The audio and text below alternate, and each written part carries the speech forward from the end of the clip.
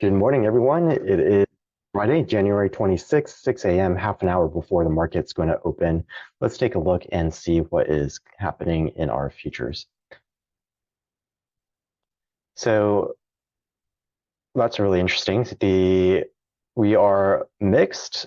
So the S&P 500 is actually leading. They're or about the same as Dow Jones. It looks like they're moving back and forth. So this is something very different, something that we normally don't see. We usually tend to see the S&P 500 in middle of the Dow and the Nasdaq. Right now, it is flipping between being in middle and kind of leading. So looks like this morning is there's going to be some figuring out to do in the morning. So Nasdaq is down. It is down about 15 basis points. The Dow is basically flat. The S&P basically flat, but that is 0.1%. So the S&P really is leading. This is something that we haven't seen in quite some time, especially with the Nasdaq down. Generally, we've been seeing very positive upward momentum in the markets. Today is the first time in a while that we see as Nasdaq kind of opening downwards. So we'll take a look at that. That probably has to do with some of the earnings. I think Intel was reporting, KLAC was reporting. So those are important for the semiconductors. So we'll take a look at the semiconductors as well. Let's go over here. Let's take a look at SMH first. Yeah, semiconductors definitely down. And versus the QQQ, which it was initially down but came up.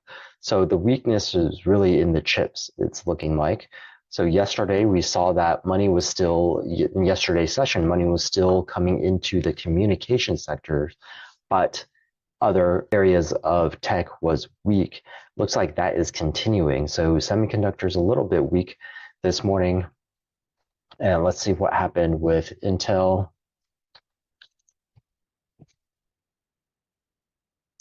Okay, so probably Intel had a pretty big influence on that.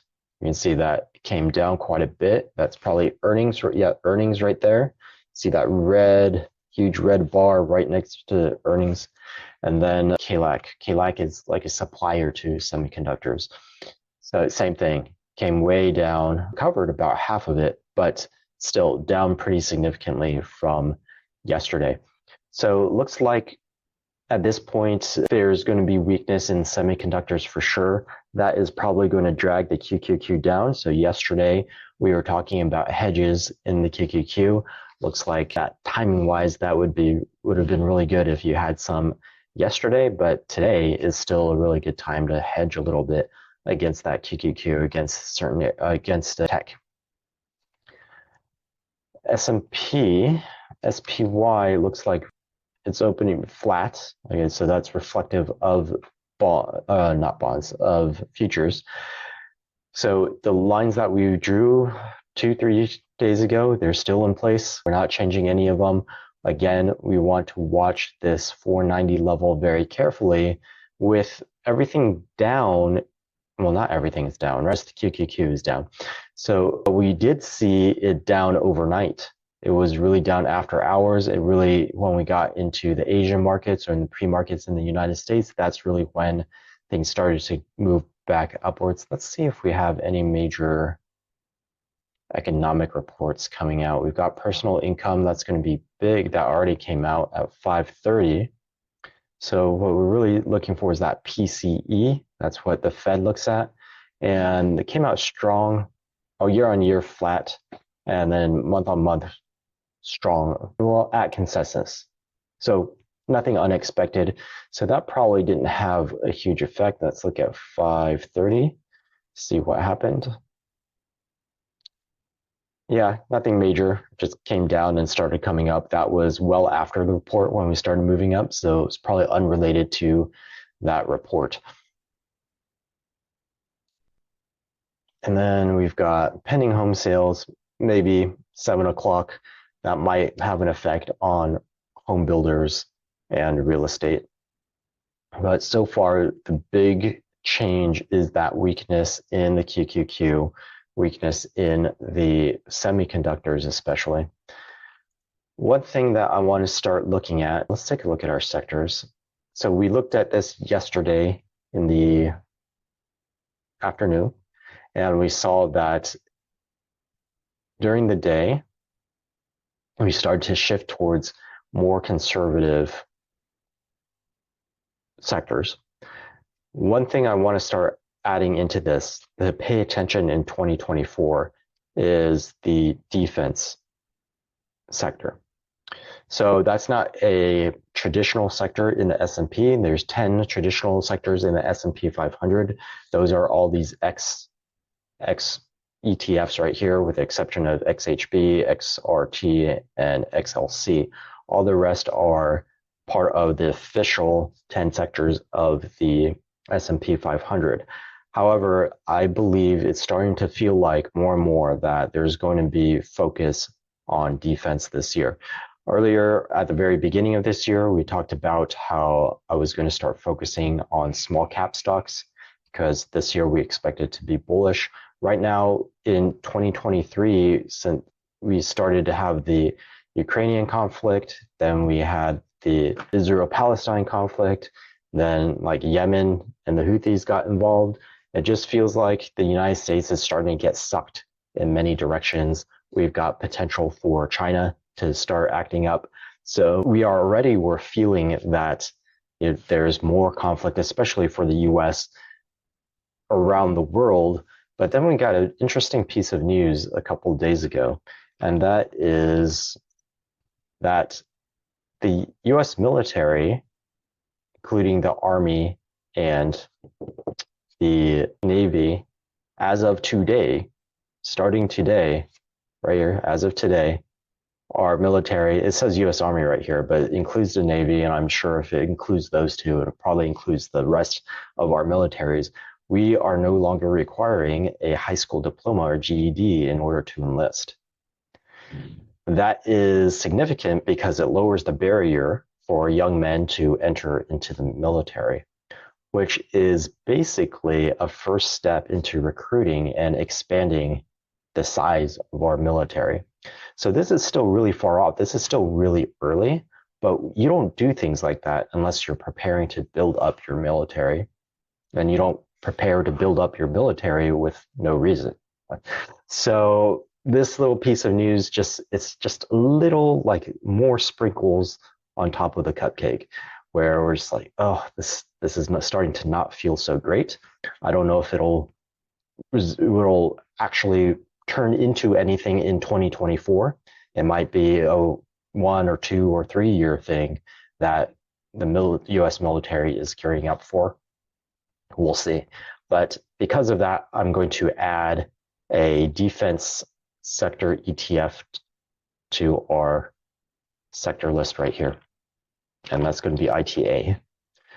So let's just see where ITA has been in the past. Let's go over the long term.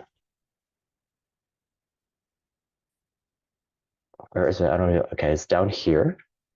And then over the 1 year.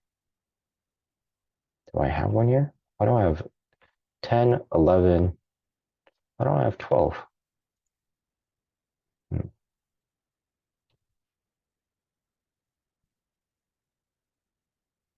1, 2, 3, 6, 10. Oh, there we go. 12. ITA, middle of the road. Last 6 months, 3 months, 2 months. It looks like it hasn't really been moving. It's just kind of been in the middle right there. So yeah, so over the past year, it's just kind of been sitting in the middle. Yesterday was not so strong. This is probably getting affected by Boeing. Boeing had that door or whatever it was sucked off that plane, and it's been very far down ever since. And Boeing is an important defense sector stock. So yeah, over the past month, we would have seen a lot of weakness because of Boeing in the ITA sector or the defense sector. So we're going to start paying attention to this. And if we start seeing over like a 1 month, to 6 month time frame, we start seeing ITA creeping up here, then that's going to be a sign that we're not the only ones. It might be a sign that Wall Street starts to see the same thing. And sometimes Wall Street gets caught off guard, but sometimes Wall Street has some inside information. So I'm going to be watching this very, very, very carefully. So anytime some really big, interesting piece of news comes out that has long-term effects, I want to pay attention to it. Sometimes we miss it, though. It was just by chance that I happened to catch that piece of news, and so quickly. It happens to be today is the day that that starts to happen. So sometimes we miss it, and just like Wall Street misses it. But since we were able to catch this one early, I really want to keep some eyeballs on this. Again, it might turn out to be nothing, but this is really more of a long-term thing, because once we implement the policy, it takes a while for the effect of that policy to actually happen. So we might be super, super, super early. That's why we're only looking at it. We're just adding it to our watch list, and we'll see. Like, most likely we'll forget about it over the next 6 months to a year, and then maybe sometime in late 2024 or 2025 is when it starts to catch our attention again. So other than that, let's focus more on more present stuff. What's going on today? SPY, again, in the intraday, we would just expect to follow these lines again. There is more weakness in the market. So what we were saying, that it feels more and more like that we're entering a top. We may actually touch that 490 today. We are much closer to it, not much closer, but we are closer to it than we have been all week. So it's possible for us to hit that 490, but being Friday, sometimes there is a lot of exuberance, or sometimes we just wait for news over the weekend. So either way, 50-50, we might hit that 490 level. And then QQQ, we're really starting to see softness and weakness in it. And I would say we're looking at this blue line right here. So all of these are possibilities, but this blue line is the strongest possibility at the moment of where the QQQ might pull back to. This would be pretty healthy for the QQQ. This would be down 9%. So that's a good correction. So pulling back to this blue line would open the doors for a bullish rest of the year, or at least until elections. So we'll want to watch very carefully. We may be at the turning point today, tomorrow, imminently over the next week. Again, we don't know the exact timing, and we don't want to get into the business of prediction, but we do want to be prepared in our portfolios. The QQQ hedge yesterday was a great example of that. And if you haven't positioned yourself yet, today there's still time. We're still super early on this. So consider a hedge, or consider a tail, at the very least, a tail risk type of, like, really high reward, low risk type of trade. That was what we showed yesterday. So it could be used as either tail hedge or an actual hedge against, not a tail hedge, a tail risk trade, or as a hedge against your portfolio. And of course, you could adjust the strikes a little bit, just whatever makes sense for your portfolio. So be careful. We are still optimistic. We are still in this uptrend. So we are still expecting stocks to go upwards. It's just that we're seeing signs of it slowing down, and therefore we want to give ourselves a little bit of insurance. So that's all I've got for this morning. Have a wonderful, wonderful day, hopefully a profitable day. Get some protection on if you don't have it, and then I will see you in the after market.